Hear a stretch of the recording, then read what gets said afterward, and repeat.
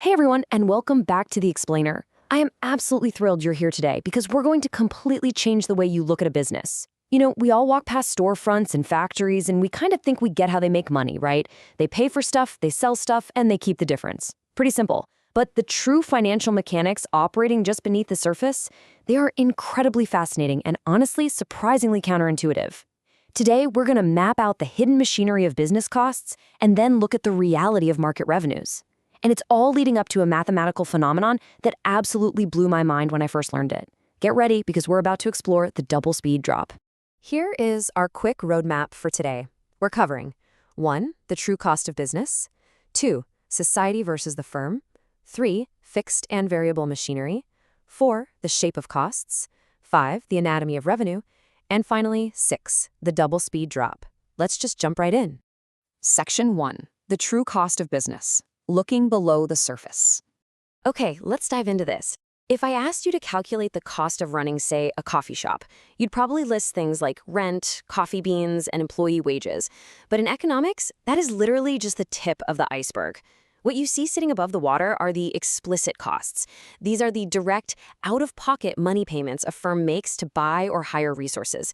It's the cash physically leaving the business register, the power bills, the raw materials. It's the stuff your accountant cares about. But look below the surface. Lurking completely underwater is a massive hidden chunk we call implicit costs.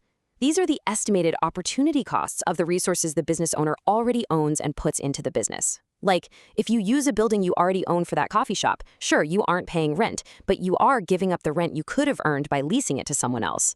That sacrificed income, that's a very real economic cost.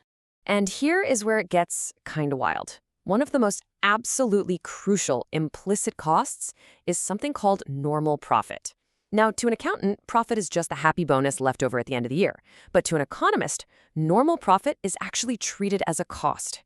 It's the minimum salary or the baseline return on investment the entrepreneur must pay themselves just to stay in this specific business rather than taking their skills and money somewhere else. If a business isn't covering its implicit costs, including this normal profit, the owner is eventually going to pack up and leave. It is required just to keep the doors open. So true economic cost is always the sum total of both explicit and implicit costs. Moving right along, Section 2, Society versus the firm, the ripple effect. Now, what's really interesting is how things change when we broaden our scope from the individual business's pocketbook to the world around it. When a factory produces goods, the owner calculates their private cost. That's the economic cost we literally just defined. But here's the catch. A firm's private economic decisions almost always spill over and impact third parties. This ripple effect creates what we call the social cost. So, the formula you need to keep in mind here is that social cost equals private cost plus external cost. Think about it. If that factory is an oil refinery discharging waste into a river or pumping thick smoke into the air, the firm isn't exactly writing a check for that environmental damage, right? Society is paying for it. We pay through poorer health, expensive cleanup efforts, or just a degraded environment. Those are the external costs. And why does this matter? Well, if we only ever look at a firm's private costs, we get a totally distorted picture of what a product actually costs the real world to create. All right, Section 3. Fixed and variable machinery, the factory floor. Let's zoom back in from that big societal view and step right onto the factory floor. In economics, the short run isn't a specific number of months, it's just a period of time where at least one factor of production is totally stuck. We call these fixed factors. Think of the physical size of a factory building or massive capital equipment. You can't just build a new factory overnight. The costs associated with these are your fixed costs. On the flip side, we have variable factors, things you can easily dial up or down depending on how much you want to produce today. And the money spent on those are your variable costs.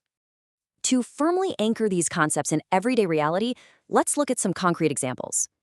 Fixed costs are your unavoidable overhead. Whether you produce 0 items or 1,000,000 items this month, guess what? Your landlord still wants the rent, the city still wants its property tax, and your permanent managers still expect their salaries. Variable costs, however, are tied directly to action. If you turn on the machines to make more products, you instantly need more raw materials, you might hire casual hourly labor, and your electricity bill shoots up. If you shut down production entirely, your variable costs drop to 0 instantly, but those pesky fixed costs, they remain. Section 4. The shape of costs. The U-curve mystery. Knowing the difference between fixed and variable costs is essential, for sure. But what do they actually look like when plotted out as production scales up? Imagine a graph. That perfectly flat horizontal line right in the middle, that's total fixed cost, or TFC. It's perfectly flat because, like we said, rent doesn't change with output. Now, starting from zero output at the bottom left is our total variable cost, or TVC.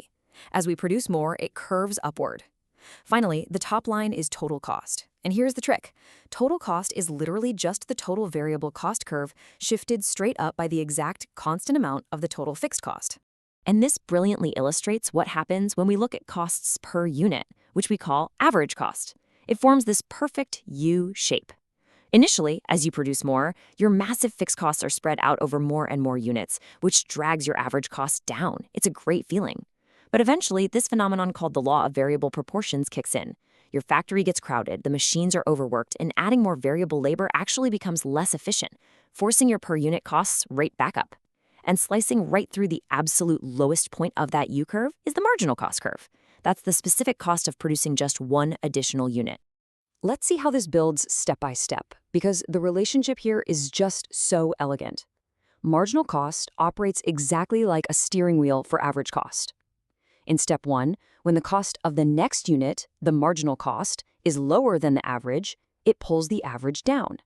In step 2, when they are exactly equal, the average stops falling. It's hit rock bottom.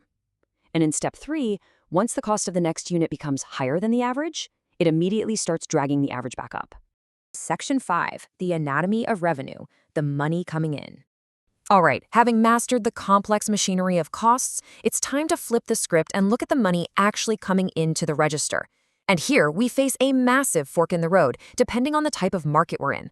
On one side, we have perfect competition. Think of a farmer selling wheat. They are a tiny drop in a massive ocean, so they can sell as much as they want at the going market price. Their price, or average revenue, stays perfectly flat and constant. But on the other side, we see imperfect competition. Think of a monopoly or a massive, dominant brand. If they want to convince the market to buy a larger quantity of their goods, they have to run a sale. They must actively drop their price to clear more inventory off the shelves. And that brings us to the grand finale. Section 6, the double speed drop, the mathematical reality. So that simple necessity, having to lower the price to sell more, it triggers a deeply counterintuitive mathematical quirk. Look carefully at this scheduled data. AR is average revenue, which is basically just the price. MR is marginal revenue, the extra cash you get from selling one more unit. At Unit 1, AR and MR are both 20. Simple enough. Now to sell Unit 2, the price, or AR, drops by 2, down to 18.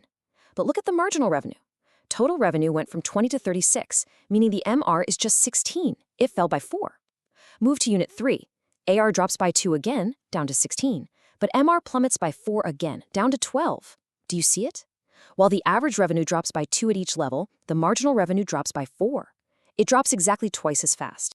Guys, this isn't a coincidence. This is a hard mathematical law. When a firm faces a downward sloping straight line average revenue curve, its marginal revenue drops exactly twice as fast. You can actually prove this geometrically. If you draw a perpendicular line from any point, let's call it C, on the AR curve straight across to the y-axis to make line AC, the downward sloping MR line will cut straight through the exact midpoint B of that line. Because AB equals BC, that MR line is sitting right in the middle, which mathematically forces its slope to be exactly twice as steep. To really visualize this out of the box, I want you to picture a speedboat going down a ramp at 20 kilometers per hour. That boat, that's your average revenue. Attached to it on a bungee cord is a wakeboarder. That's your marginal revenue. As the boat steadily drops in speed by 2 kilometers per hour every second, the extra drag causes the wakeboarder to lose speed at 4 kilometers per hour. The wakeboarder, the MR, always takes a double hit. Why? Because it feels the price drop on the new item plus the loss across all the previous items you now have to sell at a cheaper price. So I'm going to leave you with this final provocative thought. If marginal revenue bleeds out twice as fast as the price tag, what does this aggressive double speed drop mean for real-world monopolies, calculating exactly how much to produce to maximize their profits? Think about that the next time you see a giant corporation manipulating its prices. Keep asking questions and keep exploring the incredible mechanics of economics.